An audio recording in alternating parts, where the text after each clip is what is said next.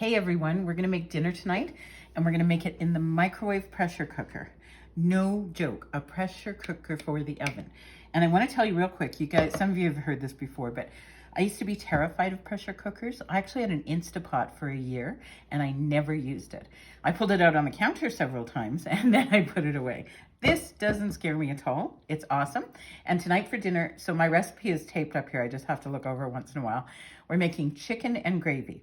So to start with, I've got 1.5 pounds of chicken breasts and I have just cut them up into slices and put them in the pressure cooker. I love that pressure cooker. Yes, we all do. And now Deborah's going to the sink. Sink, right? And now we're gonna make the and gravy part. So we take a bowl and we get our whisk ready. And we get the lid, we do a 1/2 cup of sour cream. Get my 1/2 cup out here, which I can't see with my glasses on. I'll tell you, when you get to be of a certain age, there are many challenges in life, but it's still better to be of a certain age than not. Right, Mom? You got it. Everybody say hi to camera Mom Marlene. Hi, everybody. How are you? Then we are going to take some spices. I have, what's this one? Italian seasoning. Now the recipe actually said dry Italian dressing powder, but I didn't have that. But I do have Italian seasoning in my beautiful spice containers. Airtight, keeps everything fresh up to 3 years. And the nice thing is the teaspoon fits right in, so you can pull it right out. So we're going to put more than that in. That's number 3. There we go. Number 4. They were kind of heaping too, I must admit. And then we're going to take gravy mix, just the kind you find in the supermarket. And we're going to put 2 packs of that in. Now, you know, if you're really big into doing your own thing, you can mix up your own gravy mix and do it that way. You can also buy these in gluten-free if you have gluten sensitivities in your house. So there's lots of different options to do things, okay? We're also gonna take now some garlic powder and put in a teaspoon. Do you know what's interesting? When I got my spice containers, I was used to putting a lot of extra spice in, like all of my teaspoons would be super heaping, because in the old containers, my spices got really stale really quick. In these, they don't. So you gotta be careful when you first get them because you can really over season things if you're not used to nice fresh spices. And you'll know because when you open the lids and you smell them and they still smell like what they're supposed to be. So we're doing salt and pepper to taste, not to measurement.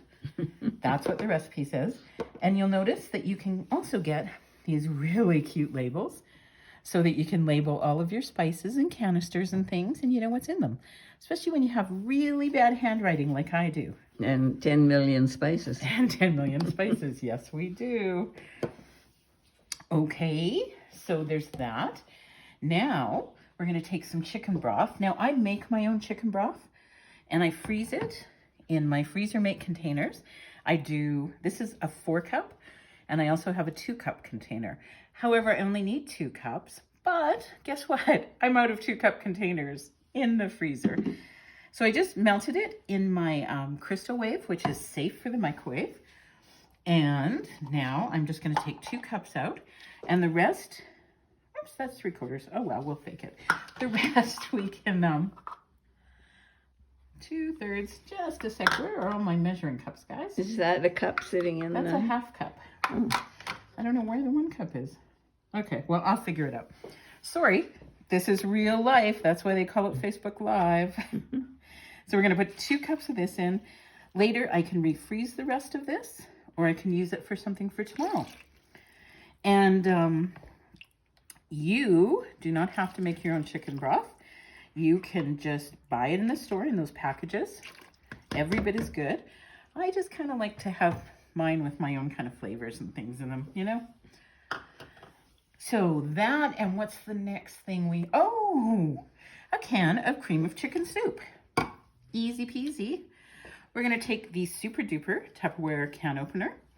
We're going to catch it on here just right. And the reason we know it's right is because we can lift it up and the can won't fall. We turn. Now it'll turn either way, so whatever way is comfortable, until the pressure changes and you'll feel it, because it's not hard, but it's, you know, there's pressure, it's tight, you can feel it turning, and then all of a sudden it's easy peasy. So we take this off and the lid's still on. I know. Let's use the little pinchers at the end and we'll pinch it, and I bet, well, look at that. And do you know what's really nice about If this? I had a drum, I'd roll it. I know. No sharp edges there or there. Yeah. It's nice and safe. They're wonderful openers. Mm-hmm. And I also heard a story today from one of my hostesses at her party that her dentist had her son, her dentist son, I don't know how I'm working this, her dentist son had a really sore throat. And it kept getting worse and worse. And the dentist finally took the son to emergency. They did an x-ray. And do you know what they found? They found a piece of tin from a can. From a regular can opener. Really? Yes. And they told her in emergency that did happen. Don't be darned. So, yeah. So I don't know if it's a frequent thing and we just never hear about it. Well, those are really sharp little things that are left, that last one particularly. Right? Yeah. And, you know, you've all seen, like, where they curl up. You get the little metal shreds that kind of curl up. So, yeah, it is possible. But this way, you don't have to worry about anything. And you know what you can do? You can wash your can out, put the lid back on top, and put it back in your pantry and use it to hide valuables. There's no, your robbers are not going to go through every can in your household. Yeah, good going, Deb. Now they know. Now they will. Because we probably have a whole room full of robbers watching, Right? right? I wonder if they could maybe buy Tupperware first and then go. So we just have all this liquid together. And did I miss anything? No. Oh, that's going to be a great. I know. It smells good already. Hey? Yeah. Can camera mom smell it? Mm-hmm. So, yeah, once that's mixed together in the That's a bowl, which we love, they come with airtight, liquid tight seals, and they've got these nice handles, so you can pick them up with that. If you're mixing, it's a good thing to hang on to. I like it when, you know, I'm pouring things in that because it just gives me more here to grab with. So we are literally just going to pour this over top of these chicken strips. Whoops. I'm a messy cook, by the way. Just ask camera mom. She's in charge of countertop cleanup. You don't want to know. Okay, let me just get this. Sorry, I know this is boring footage. But I want to get all the good stuff. Get rid of this. And excuse me while I just go get the cover. We'll just follow you, so be careful what you're doing. So this is the cover for the pressure cooker. Only 3 pieces to this thing. The base, which I believe is about 3/4. There's this rubber ring, silicone ring, which seals it.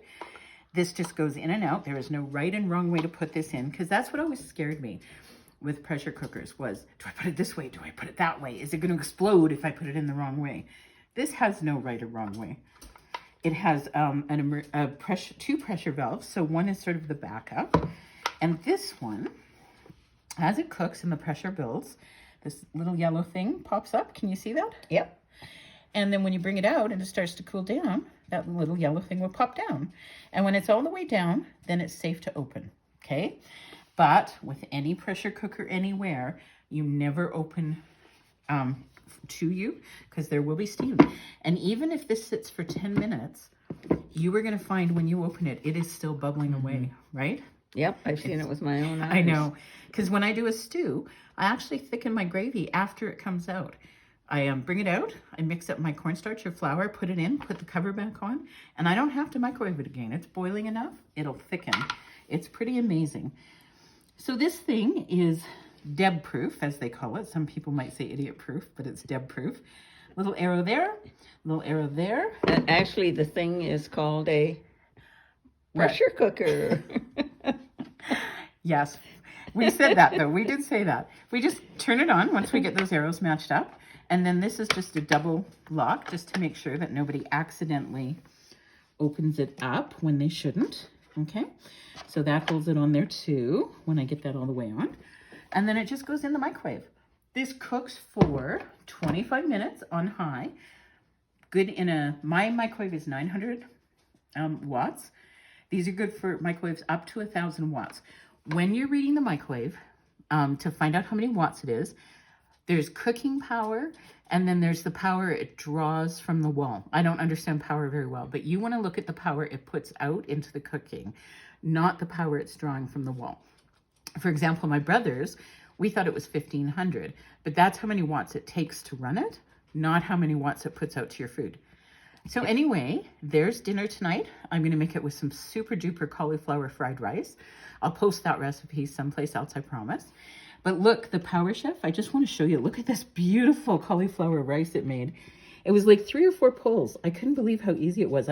People keep telling me about it, and I've never tried it. And so I tried it tonight. It was astounding. And that is going to make beautiful fried rice. And this is before. Yep. There it is, sitting there waiting to be riced. Riced, exactly. And there it is, all riced. It's so good. I love it. So you guys, I'll take a picture after this comes out of the oven and show you, or the microwave, sorry, and show you what it looks like. And if you have any questions, you always know, message us, okay? Bye. Bye-bye.